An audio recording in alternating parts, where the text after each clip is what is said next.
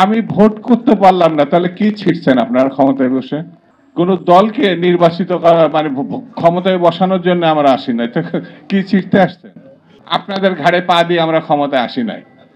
আপনাদের জন্মেরও অনেক আগে বিএনপি 3-4 বার ক্ষমতায় আসছে। আবার আরেকজন আছে, সে ছাত্রলীগ থেকে আসে। এখন তো ভাই সেখানে আপনি ফিরতে পারবেন না। ভারতকে এত ছোট করে ভেবেন না। আমি ছোট্ট একটা গল্প বলি, আজকে বক্তৃতা করে সব তো বোঝানো যাবে না। 74 সালে এক যুবলীগের শেখ মুজিবের খুব ঘনিষ্ঠ একজন গ্রেপ্তার হয়েছিল। তাকে থানায়, মতিঝিল থানায় ঢুকাইছিল এক ওসি।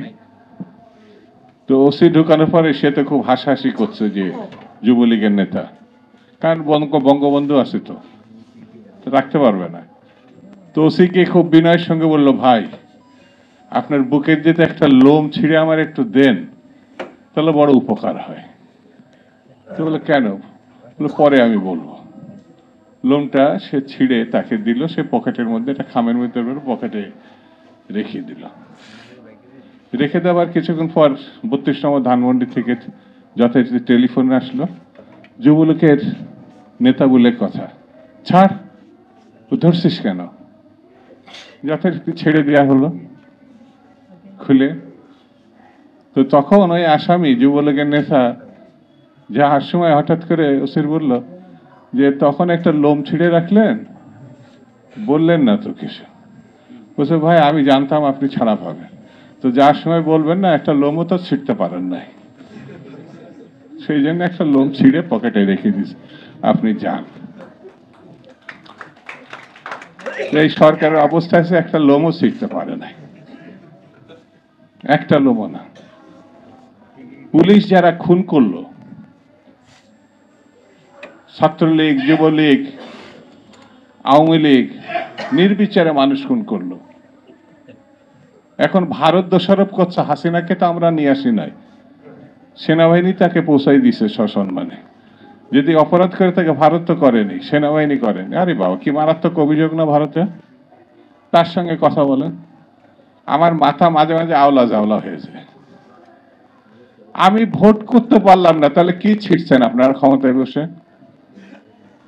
একটা কথা বলতে পারেন না, আপনারা ভাত খাওয়াতে পারেন না দেশবাসীকে, কি ছিটছেন? আইন শৃঙ্খলা পরিস্থিতি যে কোনো সময় থেকে খারাপ, কি করছেন আপনারা? কেউ কেউ বলছে না, আপনাদের কোন দলকে নির্বাচিত করা মানে ক্ষমতায় বসানোর জন্য আমরা আসি না, তো কি ছিটতে আসছেন? আপনাদের এইসব শিশু সুলভ কথাবার্তা বন্ধ করেন। আপনাদের ঘাড়ে পা দিয়ে আমরা ক্ষমতায় আসি নাই। আপনাদের জন্মেরও অনেক আগে বিএনপি 3-4 বার ক্ষমতায় আসছে। আপনাদের জন্মের আগে, আপনারা যখন শিশু, 15 বছর বয়স, তখন আন্দোলন শুরু করেছিলাম আমরা, ছাত্র আন্দোলন। আগের কথা, আপনাদের বয়স 25 না? 25 আর 15, সরি 15 আর 10, 25। শিশু যখন ছিলেন আমার আন্দোলন শুরু করেছিলাম, গণতান্ত্রিক আন্দোলন। এই সময় 15 বছরের পরে এসে 1 মাসে কি লাফালাফি করলেন?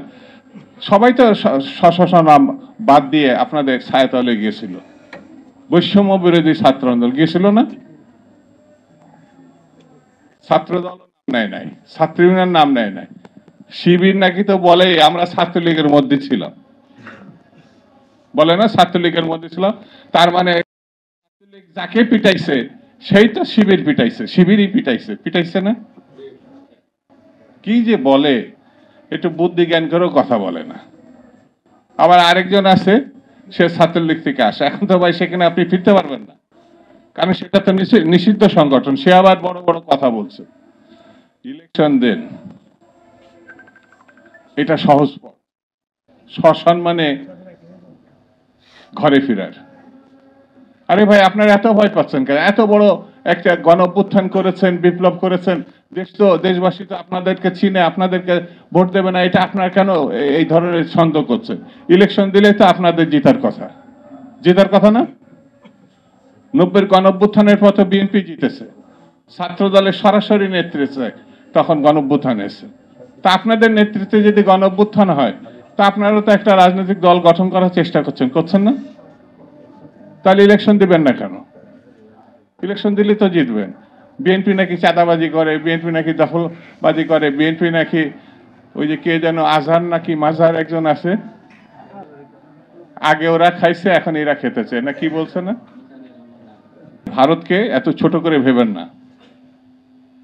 সরকারের উদ্দেশ্য বলি, ভারত আর সীমাহীন লুটপাটের যে টাকা শেখ হাসিনার, প্রচুর অস্ত্র তার কাছে আছে। এই শক্তিকে ছোট করে দেখা আন্দোলনকারী শক্তিদেরকে আমি বলবো একটু হুঁশে থাকতে হবে। এদের থেকে আমরা কিছু নিতে পারিনি। এই সচিবালয় এখনো হচ্ছে আওয়ামী লীগের। এই সচিবালয়ে কি হচ্ছে, আগুন দেওয়ার থেকে শুরু করে আপনারা জানেন একটু পরিবর্তন হয়নি। বাহিনীর কথা নাই বা বললাম, সেই জন্য বন্ধুরা আমাদের ঐক্যবদ্ধ থাকতে হবে, আন্দোলনের শক্তিকে ঐক্যবদ্ধ থাকতে হবে এবং সামনের দিকে আমাদের এগিয়ে যেতে হবে। আমি যদি কঠোর ভাষায় আলোচনা করি, তাহলে আজকে যারা ক্ষমতায় আছেন তারা অসন্তুষ্ট হবে, কিন্তু অভ্যুত্থানের 5 মাস আকাঙ্ক্ষা ও সংখ্যা অত্যন্ত প্রয়োজনীয় একটি সাবজেক্ট। আকাঙ্ক্ষা কি ছিল? জুলাই এবং আগস্ট বিপ্লবের আমরা সবাই জানি, মানুষ ভোট দিতে পারবে তার পছন্দের প্রার্থীকে, ভাত এবং উদর পূর্তির জন্য তার এত ভাবতে হবে না। বাজারে সিন্ডিকেট ভেঙে ফেলা হবে, গুম হবে না, খুন হবে না, মানুষ স্বাচ্ছন্দ্যে চলাফেরা করতে পারবে, দুর্নীতি বন্ধ হবে, সীমাহীন ব্যাংক লুট এটা বন্ধ হবে, ঘুষ রাহাজানি এগুলো বন্ধ হবে। কিন্তু দুঃখের বিষয়, এই বিষয়গুলো সামনে এখন দুঃখজনক একটা পর্যায়ে আছে। এখনো যারা ছাত্র জনতার উপরে গুলি করেছে, যে আইন শৃঙ্খলা বাহিনী, তারা এখনো বহাল তবিয়তে। 14 সালের নির্বাচন করেছেন, 18 সালের নির্বাচন করেছেন ভোটারবিহীন। 14 সালে বিনা প্রতিদ্বন্দ্বিতায় একটি সরকার গঠন হয়েছে, একটা পার্লামেন্ট গঠন হয়েছে। যারা করেছেন, যে নির্বাচন কমিশন এবং প্রশাসক হিসাবে যারা বিভিন্ন ডিসি ছিলেন, টিএনএস ছিলেন, তারা কিন্তু স্ব পদেই আছে। যারা 18 সালের ভয়ঙ্কর যে মধ্যরাতের নির্বাচন, যেটা দেশে এবং বিদেশে নিন্দিত হয়েছে, তারাও কিন্তু স্ব পদে আছেন। 24 সালের 7 জানুয়ারি যে নির্বাচন, তারাও সেই পদে আছে। তাহলে এই পরিবর্তনের পর যারা নেতৃত্বের আসনে আসলেন সরকারে, তারা কি করলেন? তারা কি ছিঁড়লেন?